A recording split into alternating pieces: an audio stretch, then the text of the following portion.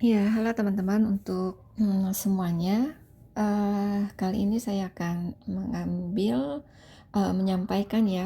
menyampaikan untuk mengambil apa sih dari kelas food styling komposisi. Kemudian ini juga dihubungkan dengan food fotografinya. Ya, sebenarnya itu apa dari teori-teori yang sudah kita pelajari kemarin, khususnya tentang styling dan komposisi. Kemudian bagaimana dengan basic food fotografinya, ya. Di sini jadi dari teori-teori yang sudah kita pelajari semuanya dari basic sampai yang kemarin itu, jadi sebenarnya bagaimana untuk pengaplikasiannya pada saat kita memotret, ya. Dari teori-teori yang sudah kita terima, itu yang jelas adalah basic food fotografinya itu tentang kamera, tentang lighting, kamera angle itu semuanya dipakai. Karena dengan styling yang bagus, dengan komposisi yang bagus, kalau basic fotografinya itu kita tidak menguasai, maka hasilnya itu juga tidak menjamin foto itu menjadi menarik atau bagus dari segi lightingnya, angle-nya. Nah, itu karena juga menentukan hasil foto. Jadi, teknik memotret dengan styling dan komposisi itu adalah satu kesatuan yang kita nggak bisa pisahkan. Ya, kemudian teknik memotretnya kita menguasai, tapi komposisinya atau stylingnya kita kurang menguasai.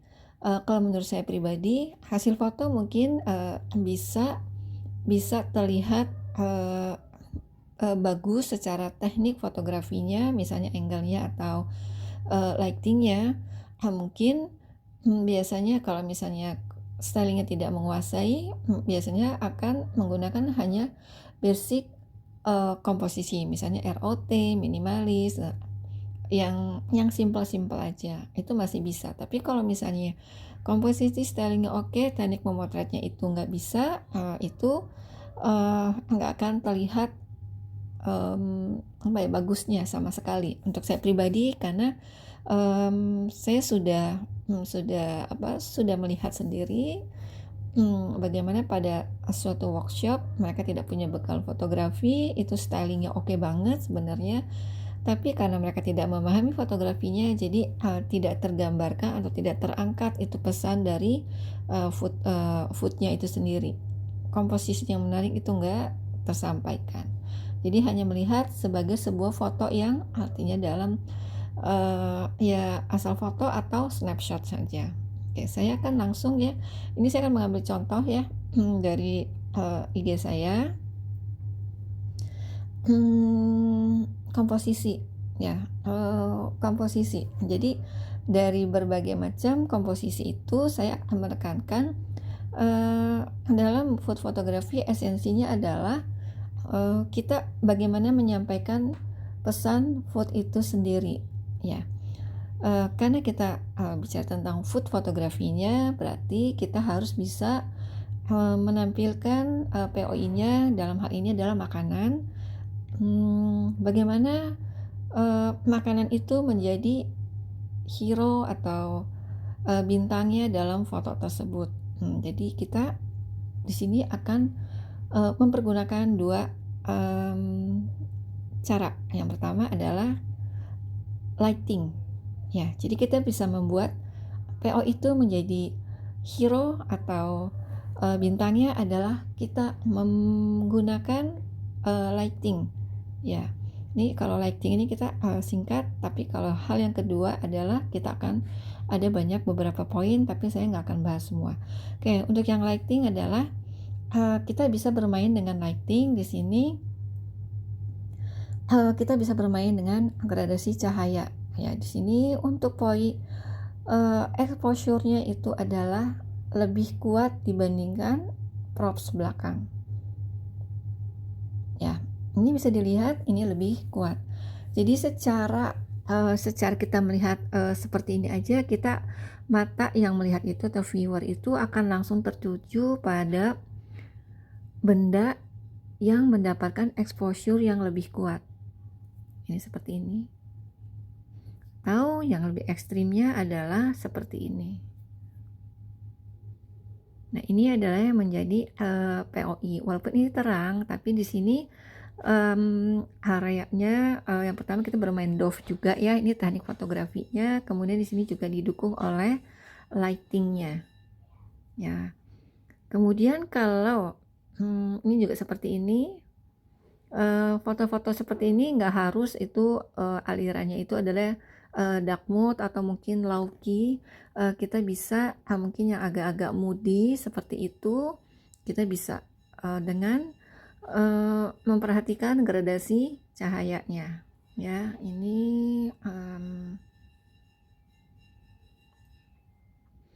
yang agak-agak moody gitu ya, sebenarnya bisa juga. Kemudian kalau misalnya kita sudah lightingnya sudah, itu adalah salah satu untuk membuat POI menjadi stand out itu adalah kita bermain dengan lighting. Kemudian kedua adalah dengan bermain komposisi. Nah, komposisi yang seperti kemarin itu kan sangat banyak ya, sangat banyak. Jadi kita bisa mempergunakan beberapa komposisi dalam satu frame foto ya. Yang perlu diingat adalah komposisi itu saya mengelompokkannya dalam dua. Yang pertama adalah komposisi yang bisa digunakan hanya untuk mengatur atau meletakkan POI, yaitu posisi ROT sebahasa Indonesia aja, ROT juga posisi center. Jadi itu adalah untuk mengatur posisi dari POI atau meletakkannya POI-nya mau di mana ya. Kemudian komposisi yang banyak itu adalah bagaimana kita mengatur properti atau elemen-elemen yang lain dalam foto terhadap POI-nya. Jadi kalau untuk yang POI hanya dua, center dan ROT. Kemudian yang lainnya itu, yang banyak itu adalah untuk mengatur elemen-elemen dalam foto atau frame yang akan kita buat. Nah, kemarin sudah dijelaskan juga komposisi itu adalah bagaimana kita mengatur elemen-elemen foto itu. Ya, yang kita harus pikirkan adalah kita mengatur elemen-elemen yang akan masuk dalam frame foto kita. Ya, itu di situ. Tapi kemudian akan ada pertanyaan, bagaimana supaya kita mengatur elemen-elemen dalam foto itu menjadi terlihat baik secara komposisi. Baik secara komposisi, kemudian juga terlihat bagus atau menarik. Ya. Nah, ini di seni diperlukan seni ya. Seni. Tapi bukan berarti kalau misalnya baru terjun dalam fotografi, kemudian menuntut diri untuk stylingnya itu bagus, komposisinya oke, kemudian menghukumi diri sendiri, saya nggak punya bakat, saya orang yang nggak punya nilai seni, jiwa seni. Itu bukan seperti itu, karena saya pun atau mungkin yang lain, kita memerlukan jam terbang untuk melatih feel kita tentang seni dalam bermain komposisi dan styling ya. Yang pertama tentang bagaimana kita mengatur elemen-elemen itu supaya bagus, komposisinya bagus. Kemarin saya juga udah jelaskan, komposisi adalah mengatur elemen-elemen dalam foto yang akan masuk ke dalam frame foto kita. Tetapi kita harus memperhatikan proporsionalnya. Nah, kuncinya adalah proporsional. Proporsional terhadap apa? Proporsional terhadap, kemarin juga dijelaskan, leveling, yaitu besar kecil antara benda-benda yang lainnya itu harus proporsional. Kemudian warna, kita bisa dipandu dengan mempergunakan color wheel supaya menghasilkan warna yang proporsional. Itu untuk keseimbangan warna juga. Nah, proporsional juga kita harus berpikir kita mau mempergunakan warna ini untuk membangun mood foto atau cuma untuk action. Ya, kalau misal kita mau membangun mood foto dengan bantuan warna, berarti warna yang dominan itu yang akan memberikan mood sebuah foto. Misalnya saya mempergunakan dominannya warnanya itu entah background atau propsnya itu mungkin warnanya entah itu coklat, coklatnya gradasi, mungkin ada krem, itu otomatis akan membuat mood foto itu temperaturnya menjadi warm. Ya, jadi proporsional itu di situ kita harus sudah memikirkan mempergunakan warna ini tujuannya untuk apa? Untuk membangun sebuah mood, berarti kita akan mempergunakan dominan colornya itu adalah yang berwarna aktif, ya. Kalau misalnya hanya untuk etching berarti cuma sedikit-sedikit aja, nggak harus mendominasi. Kemudian proporsional terhadap apa lagi? Terhadap tinggi rendah. Tadi besar kecil ya. Ini kemudian tinggi rendah. Kemudian proporsional terhadap apa lagi? Proporsional terhadap jarak satu sama lain. Jangan terlalu jauh, jangan terlalu dekat. Intinya kita akan berlatih bagaimana foto itu oh ya jarak ini kayaknya masih enak dilihat. Oh ini kayaknya kok terlalu jauh. Nah itu di situ proporsionalnya. Jadi kita di sini juga melatih mata pada akhirnya. Ya. Kemudian bagaimana kita mengatur semua elemen-elemen foto itu, mempergunakannya harus seperti apa. Yang harus kita perhatikan adalah harus ada relasi satu sama lain yang kita pergunakan. Ada relasinya dengan POI, kemudian ada relasinya juga satu sama lain. Misalnya saya mempergunakan elemen propnya itu misalnya apa? Misalnya seperti ini kue. Ini karena konsepnya tea time, maka saya akan mempergunakan ada secangkir teh, ya. Kemudian kalau misalnya saya masukkan buku, bisa nggak? Bisa, karena masih ada relasinya, ya. Jadi kita harus mempertimbangkan hal-hal yang tadi, bagaimana supaya foto kita itu komposisinya menjadi bagus, baik.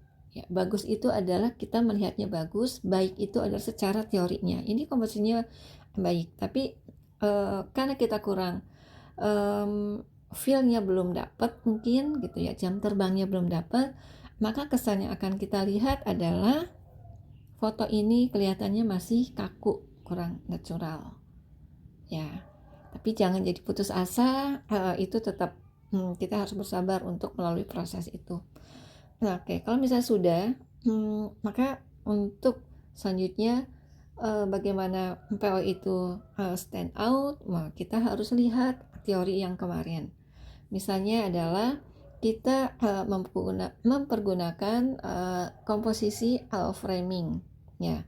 Dengan framing itu bisa dengan cara adalah ini sebenarnya kita udah framing dengan piringnya. Kemudian ini pun juga memframing dari POI-nya, ya. Nah itu mata viewer itu akan langsung terarah ke sini. Kemudian didukung juga oleh konsep lightingnya. Nah itu adalah framing, ya. Kemudian kita juga bisa memanfaatkan dari tekstur dari POI-nya. Di sini tekstur yang ada adalah berupa garis-garis. Jadi kita memanfaatkan apa sih yang menarik dari POI-nya ini. Makanya pada saat kita memotret food, sebelum kita memotret, kita harus kenal dulu ini POI-nya seperti apa, bagian yang menarik itu apa. Bahkan kalau perlu kita harus tahu ini komposisinya apa. Kenapa kita harus tahu komposisi? Mungkin kita akan membuat konsep in the making atau ingredients-nya. Jadi kita harus tahu, oh ini bagian dari ingredients, ya, supaya kita nggak sampai salah masuk komposisi bahan. Pernah melihat fotonya itu pearl tape, tapi kemudian yang menjadi garnisnya itu adalah di sekitarnya ada ketumbar, ada kayu manis, ada adas, ya. Nah itu kita yang melihat itu akan berpikiran, oh kue ini rasanya pasti ada rempah-rempahnya, tapi ternyata itu kuenya adalah pearl tape. Ya, jadi disinilah kita perlu memahami POI-nya. Maaf ya, suara saya agak kayak gini. Yang kemudian ini contoh foto adalah ini juga framing, tapi saya juga kombinasikan dengan lightingnya, ya. Ini juga sama. Kemudian itu dari segi framing dan tekstur ya tadi, atau komposisi garis ya. Kemudian yang kedua adalah kita bermain dengan warna. Misalnya kita bermain dengan kontras. Dengan kontras itu kita bisa mempergunakan complementary color. Ya, di sini POI-nya adalah oranye, kemudian saya mempergunakan yang bersentuhan langsung dengan ininya nih, dominannya adalah warna biru. Nah, ini otomatis akan membuat warna ini membuat POI itu menjadi kontras. Tetapi kita tetap masih harus dibantu oleh lighting untuk mendapatkan kontras. Warnanya sudah kontras, tapi kalau lightingnya flat, itu juga belum tentu membuat POI menjadi stand out. Jadi kunci fotografi tetap jangan pernah dilupakan itu tentang cahayanya. Ya, jadi kalau kita misalnya ingin membuat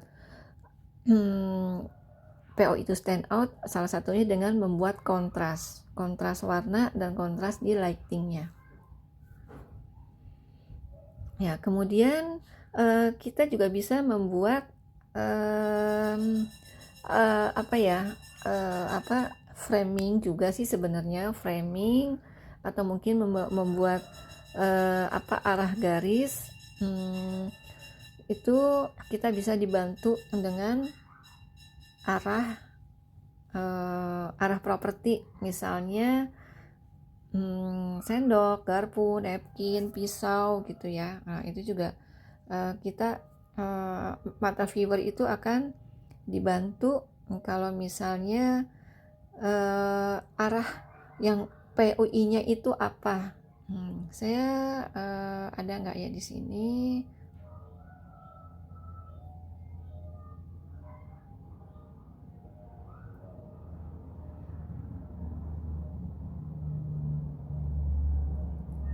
Jadi misalnya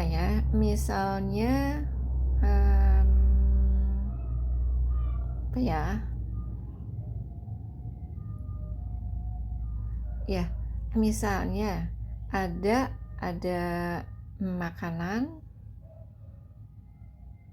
Ini saya lepas itunya saya off-kan dulu ini internetnya. Jadi misalnya ya ini ada makanan, kemudian kita bisa mengarahkan itu, misalnya ini POI-nya, tapi kita bisa juga nih mengarahkan, misalnya ada sendok garpu yang mengarahkan ke POI-nya. Misalnya naruhnya begini, jadi mata akan langsung terlihat, oh ini POI-nya. Ya, jadi dibantu dengan arah sendok, garpu, sumpit, kayak gitu-gitu. Ya. Kemudian juga kita juga bisa mengarahkan mata untuk penggunaan besar kecil dari POI. Ya, misalnya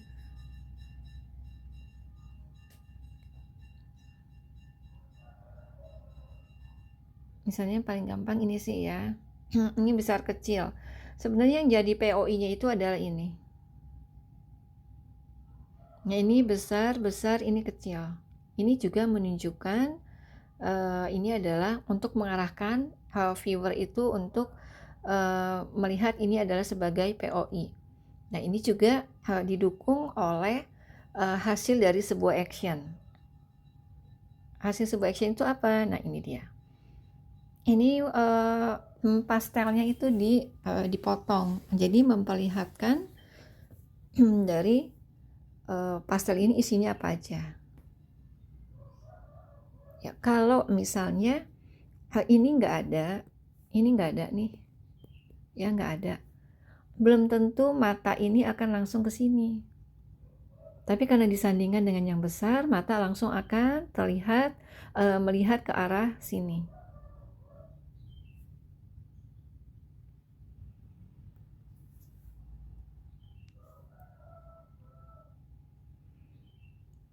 Seperti ini juga.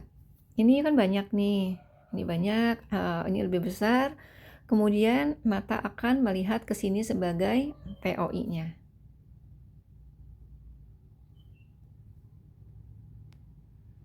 Ya.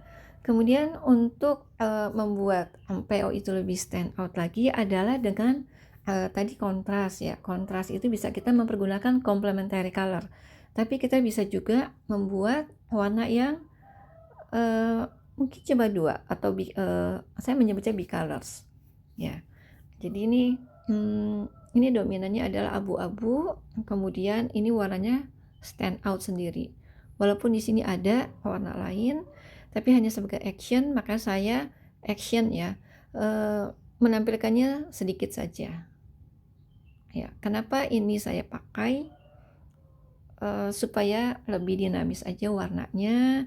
Kemudian supaya ini napkinnya saya nggak taruh di bawah, supaya dia lebih tinggi, supaya ada levelingnya. Nah, ini sudah membuat POI-nya stand out dengan mempergunakan minimalist colors, misalnya bicolors. Kemudian yang terakhir, sebenarnya banyak ya, kita bisa membuat POI stand out adalah dengan mengambilnya dengan jarak lebih dekat. Jadi di sini akan terlihat teksturnya. Ya, jarak kita mengambil foto itu juga akan memberikan visualisasi yang berbeda terhadap makanan yang sama. Nah, ini dua foto ini saya hanya merubah posisi napkin saja karena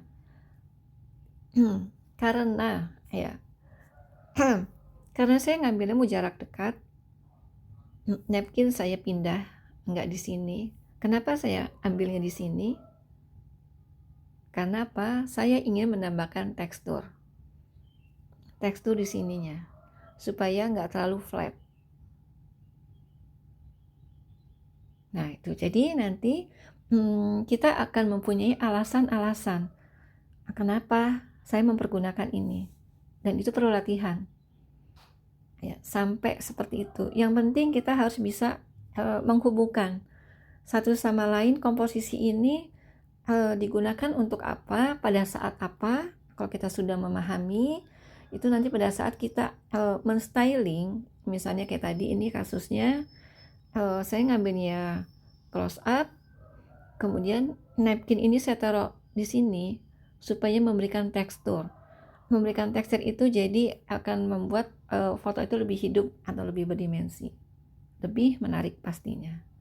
Ya, mudah-mudahan apa yang saya sampaikan, summary dari materi secara keseluruhan ini bisa bisa lebih dipahami untuk praktek hari ini. Terima kasih semuanya.